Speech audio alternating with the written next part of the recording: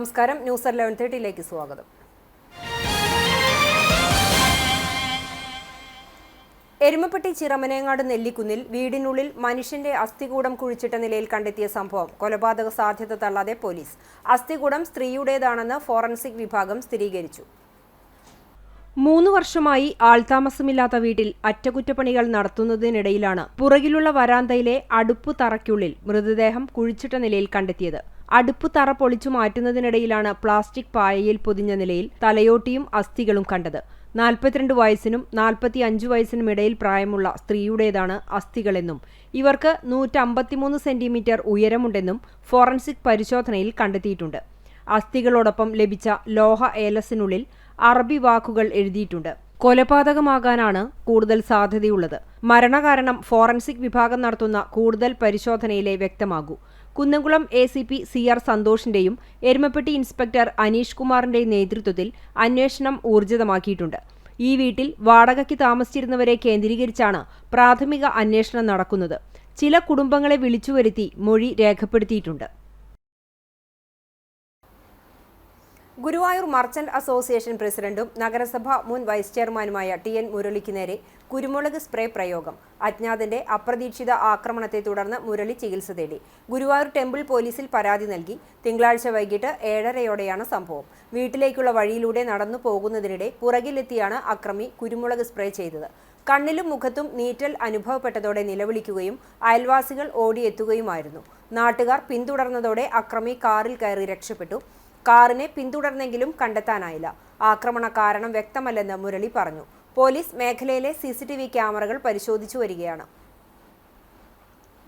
എന്റെ വീടിന്റെ മുന്നിൽ വെച്ച് അപ്രതീക്ഷിതമായിട്ട് പുറകിൽ നിന്ന് മുഖത്തേക്ക് കുരുമുളക് പൊടി സ്പ്രേ ചെയ്ത് ഒരു സംഭവം ഉണ്ടായി.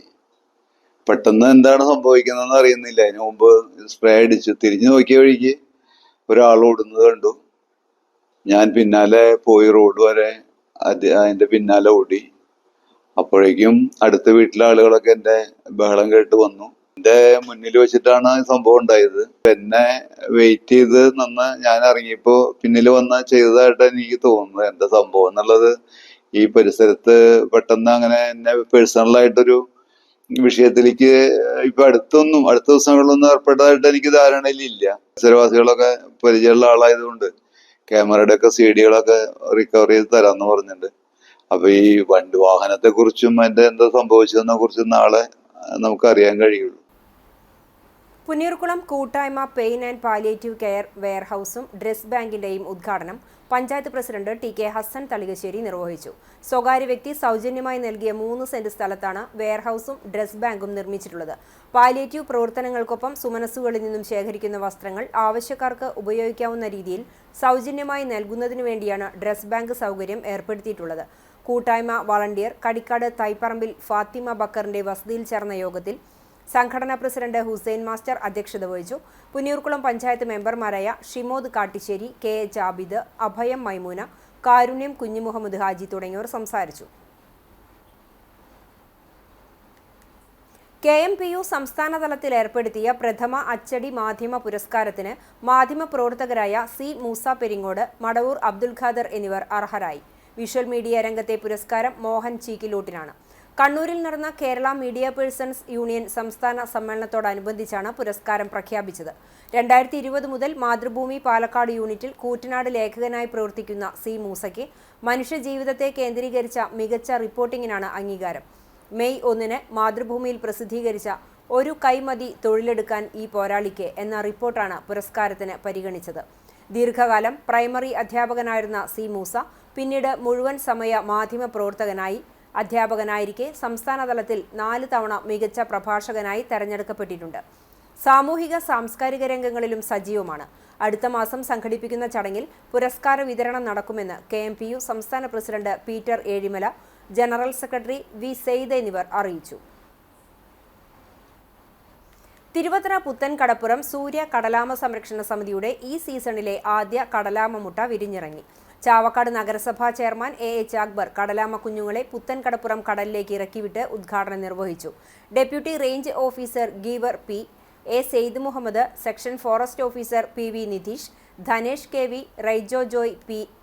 Naseer, K Mubarak, KM Ali, PA Sharafudheen, KA Rauf, PA Faisal, KA Shamnad, PN Fayis, PS Muneer, PA Najeeb, KH Mujeeb, PN Fayid, K Mubarak എന്നിവർ പങ്കെടുത്തു. ഡിസംബർ 29 കിട്ടിയ 100 മുട്ടകളിൽ 90 കുഞ്ഞുങ്ങളാണ് വിരിഞ്ഞിറങ്ങിയത്. ഡിസംബർ മുതൽ മാർച്ച് മാസം വരെയാണ് കടലാമകൾ മുട്ടയിടാനായി തീരത്തെത്തുന്നത്. 37 കടലാമ കൂടുകളിലായി 3757 കടലാമ മുട്ടകളാണ് വിരിയാനുള്ളത്. ഞമനങ്ങാട് പഴയ ALP സ്കൂളിൽ 107ാം വാർഷികം ആഘോഷിച്ചു. വടക്കേക്കാട് ഗ്രാമപഞ്ചായത്ത് പ്രസിഡന്റ് ജിൽസി ബാബു ഉദ്ഘാടനം നിർവഹിച്ചു. വാർഡ് മെമ്പർ നിഷ ബിനോജ് അധ്യക്ഷത വഹിച്ചു. ഹെഡ് മിസ്ട്രസ് രമാദേവി വാർഷിക റിപ്പോർട്ട് അവതരിപ്പിച്ചു. മാധ്യമപ്രവർത്തകനും കവിയുമായ സുബീഷ് തേക്കൂട്ട് മുഖ്യപ്രഭാഷണം നടത്തി. മികച്ച അക്കാദമിക മികവ് നേടിയ വിദ്യാർത്ഥികൾക്ക് Vadakkekad panchayat vice president Nabeel NMK സമ്മാനങ്ങൾ വിതരണം ചെയ്തു. Krishnan Vaidyar foundation managing trustee Pradeep Kandamulli, Sajeev Kandamulli, OSA അംഗം ഭവ്യ VB എന്നിവർ ക്യാഷ് അവാർഡ് വിതരണം ചെയ്തു. Manager advocate KS Manoj, Sreedharan Makkalikkal, John master, Naseema Ramsheed തുടങ്ങിയവർ സംസാരിച്ചു. കുട്ടികളുടെ കലാപരിപാടികളും കരാത്തെ പ്രദർശനവും ഉണ്ടായി. ഇതോടെ ന്യൂസ് 11:30 സമാപിക്കുന്നു. നമസ്കാരം.